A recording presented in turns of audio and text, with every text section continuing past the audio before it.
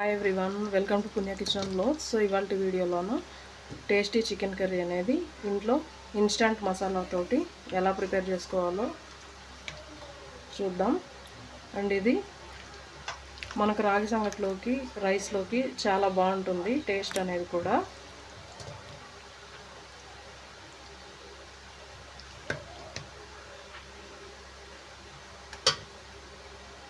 Chicken curry తయారు విధానానికి కావాల్సినవి: చికెన్ 1 kg, మీరు ఏ సైజులో కావాలంటే ఆ సైజులో కట్ చేసి పెట్టుకోవచ్చు. ఒక 3 to 4 టైమ్స్ బాగా వాష్ చేసి పెట్టుకోవాలి. సో ఈ మొత్తం కూడాను మనకు ఫ్రై చేసుకోవాలి, మీడియం ఫ్లేమ్లో ఫ్రై చేసుకోవాలి.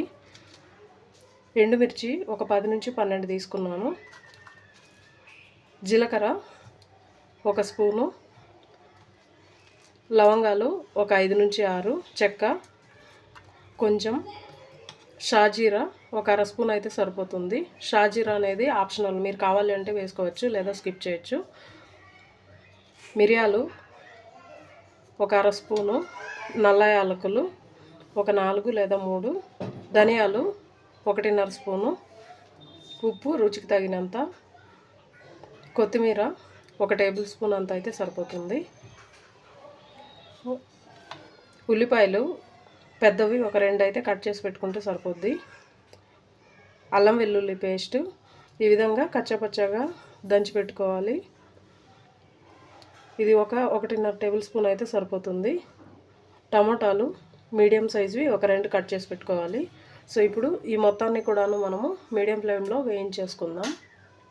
ఇక్కడ చూపిస్తున్న విధంగా ఈ మొత్తాన్ని కూడాను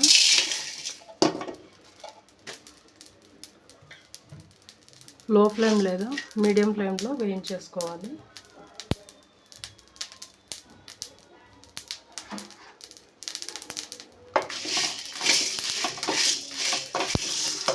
కొంచెం ఈ విధంగా రంగు మారేంత వరకు వేయించుకుంటే సరిపోతుంది.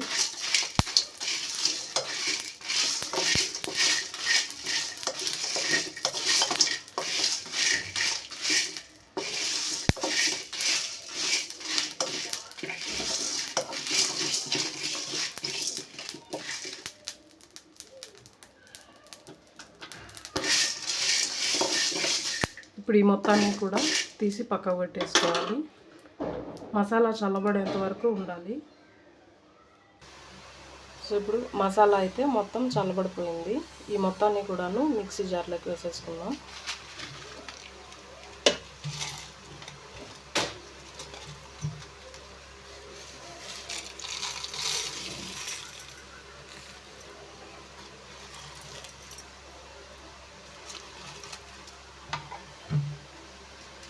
మీరు కావాలంటే పొడిలాగా పట్టుకోవచ్చు, లేదా కొంచెం నీళ్ళు కూడా వేసేసి పేస్ట్ లాగా కూడా ప్రిపేర్ చేసుకోవచ్చు.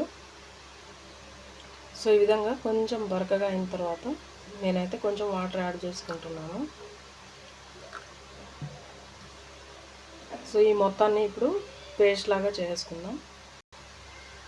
సో ఇక్కడ చూపిస్తున్న విధంగా ఈ విధంగా పేస్ట్ అనేది తయారయ్యేంత వరకు మనము మిక్సీకి పట్టుకోవాలి. సో ఇప్పుడు బాండ్లీలో 1 టేబుల్ స్పూన్ ఆయిల్ వేసేసుకుందాం. ఆయిల్ 1 టేబుల్ స్పూన్ వేసాను.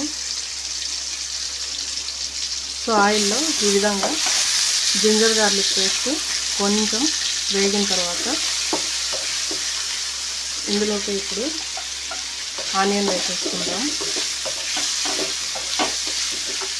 సో ఉల్లిపాయలు కొంచెం రంగు మారేంత వరకు ఇలానే వేయించుకుందాం.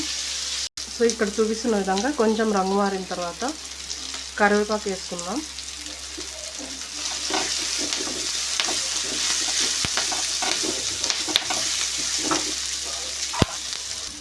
సో కొంచెం కలర్ చేంజ్ అయిన తర్వాత ఈ విధంగా చికెన్ ముక్కలు వేసేసుకుందాం మొత్తాన్ని. సో ఈ విధంగా చికెన్ అంతా వేసేసుకున్నాక ఈ అల్లం పేస్ట్ ఇది మొత్తం కూడాను బాగా కలిపే విధంగా కలుపుకోవాలి.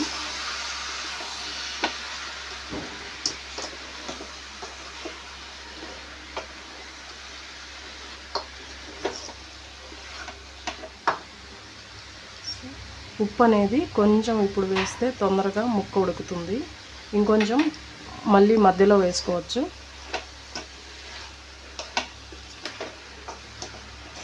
సో ఇప్పుడు మీడియం ఫ్లేమ్లో ఒక 5 నిమిషాలు ఇలానే మూత పెట్టి ఉడకనించుకోవాలి.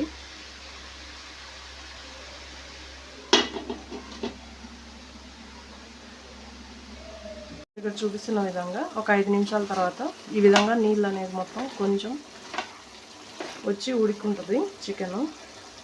ఇప్పుడు ఈ మసాలా మొత్తాన్ని కూడాను వేసేసుకుని బాగా మసాలా పట్టేలాగా కలుపుకోవాలి చికెన్కి.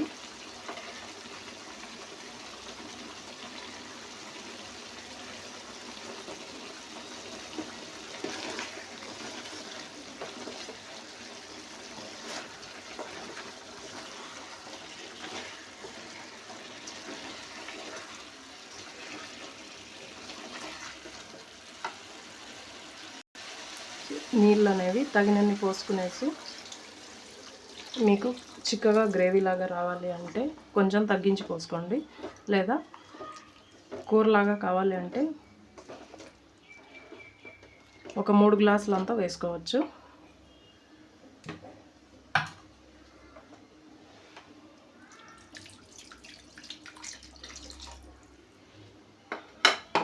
సో ఉప్పు అనేది మరొకసారి వేసుకుందాం. నేను ముందుగానే వేసుకున్నాను కాబట్టి కొంచెం వేసుకుంటున్నాను అంతే. సో ఈ విధంగా మొత్తం బాగా కలయబెట్టుకున్నాక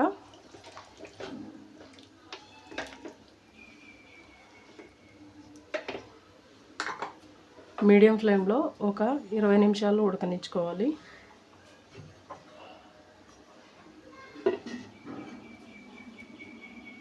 సో ఇప్పుడు 20 నిమిషాలు అయిన తర్వాత మూత తీసి చూస్తే ఈ విధంగా చికెన్ బాగా ఉడికిపోయి ఉంటుంది. ఇప్పుడు కొత్తిమీరతో గార్నిష్ చేసేసుకుందాం.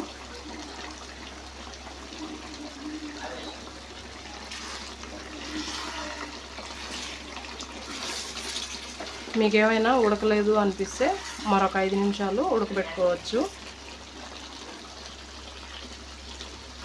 ఈ విధంగా మొత్తం కలిపిన తర్వాత దింపేసుకోవాలి.